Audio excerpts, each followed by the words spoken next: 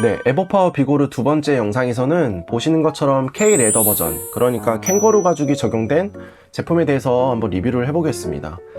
보통 축구화를 구매를 할 때 인조 가죽과 천연 가죽 두 가지 제품의 선호도에 따라서 선택하시는 경우들이 있는데, 비고르 역시 아담라이트가 적용된 인조 가죽 버전과 K 레더 그리고 3D 버전까지 출시를 했기 때문에 선택지가 되게 다양했던 모델 중에 하나였고, 앞선 영상에서 말씀드린 기능이 대부분 들어가 있지만 K-레더 버전이기 때문에 그립텍스 기능은 빠져있는 거로 보셔도 되고, 파워의 이니셜 문구가 뒷부분으로 배치된, 그러니까 인조가죽 영역에 프린팅한 부분이 좀 다른 부분입니다. 그러니까 인조가죽 버전은 좀 더 앞에 배치했다면 캥거루 가죽 버전은 뒷부분에 배치를 했고, 가장 중요한 부분이 가죽일 것 같은데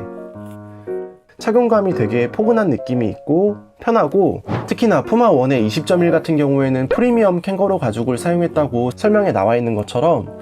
이렇게 가죽 질감을 보시면 되게 부드러운 부분을 보실 수 있거든요. 근데 그런 부분들을 같이 이렇게 비교를 해보면 가죽 크림 같은 걸 바르지 않았음에도 불구하고 비고르에 쓰인 캥거루 가죽 역시 좋은 프리미엄 캥거루 가죽을 사용한 걸로 보입니다. K 레더 버전은 무조건 정 사이즈로 신으시면 됩니다. 그러니까 정 사이즈로 신으면 발 앞코 부분이 불편한 느낌이 전혀 없고 완벽하게 정 사이즈로 나온 제품인데, 사실 아웃솔 자체가 완벽하게 동일하고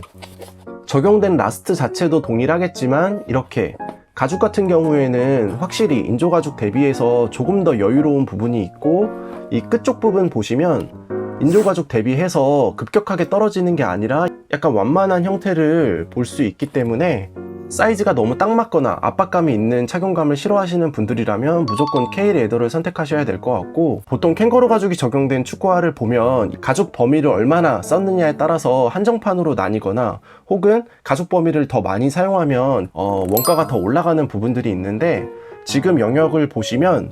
이쪽 부분,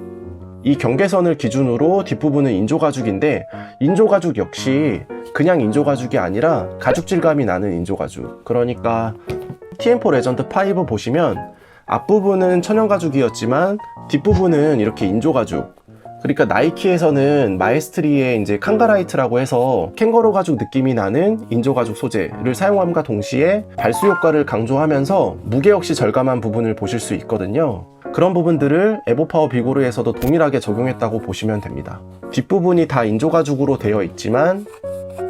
질감 자체가 가죽과 비슷한 레더라이크의 그런 느낌이 분명하게 있고, 이 박음질 영역을 기준으로 인조가죽과 천연가죽을 이 안쪽에서 결합한 거로 보입니다. 그래서 천연가죽 범위는 여기서부터 이 안쪽까지, 그러니까 눌러보면 가죽 느낌이 나는데 이쪽 부분은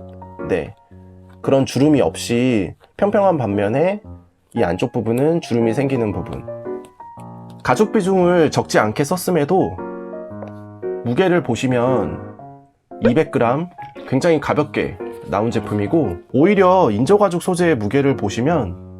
204g, 천연가죽 제품이 4g 더 가벼울 만큼 캥거루 가죽 제품임에도 무게까지 가볍게 나온 게 특징이고, 여기 TM4에서 볼 수 있는 이런 K-레더 마크까지 좀 앞부분에 있고, 미드솔 구조 보시면 경량화에 사용되는 미드솔 구조로 되어 있고, 원래 발 앞부분에는 다른 소재를 사용하는 경우들이 있습니다. 예를 들어서 푸마1 20.1을 보시면 이렇게 동일한 소재로 마감이 됨과 동시에 앞부분은 따로 덧댄 소재가 보이는데, 이 내부를 보시면 이 앞부분에 쿠션을 넣은 부분이 있거든요. 그래서 아마 에버파워 같은 경우에는 앞부분에 쿠션은 없는 그런 미드솔의 구조인 것 같고, 아웃솔에 대해서 간단하게 잠깐 말씀을 드리자면, 구독자분께서도 사실 이렇게 스터드 팁 같은 부분이 떨어지는 그런 내구성의 이슈도 있다고 말씀을 하셨는데, 저 같은 경우에는 애초부터 샀었을 때 순간 접착제를 이렇게 좀 붙여놨거든요. 그래서 이런 부분들이 도움이 될지는 모르겠지만 이 제품 역시 2번 정도 사용을 했는데 아직까지는 내구성에 문제는 없고 날씨가 좋을 때만 사용을 했습니다. 그리고 이거는 중요한 건 아니지만, 이렇게 지금 아웃솔을 닦아보면 이게 그냥 보관하다 보면 아웃솔이 그냥 저절로 이렇게 좀 더러워지는 부분들이 있더라고요. 그래서 이거를 지금 물티슈로 닦아도 다시 이렇게 좀 변색이 되던데, 실리카겔을 넣어도 이런 부분들은 생기더라고요. 근데 오래 보관해도 내구성에는 큰 영향을 미치는 부분은 아닌 것 같아서 지금 영상 찍다가 보이니까 한번 이렇게 닦아보는데, 이 정도로만 관리해도 크게 문제는 없는 부분입니다.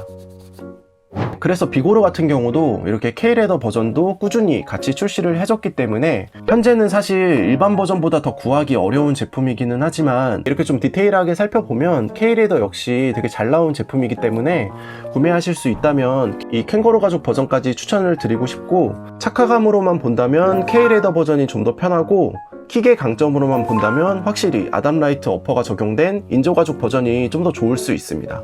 캥거루 가죽 버전에 대해서 궁금하신 부분들이 있으면 댓글 남겨주시고, 또 다음 영상에서는 3D 버전, 이전 에버파워 버전들, 그리고 나이키나 아디다스의 이전에 출시됐던 제품들까지 해서 아카이브 리뷰로 계속해서 영상 올려보겠습니다. 이번에도 긴 영상 시청해주셔서 감사합니다.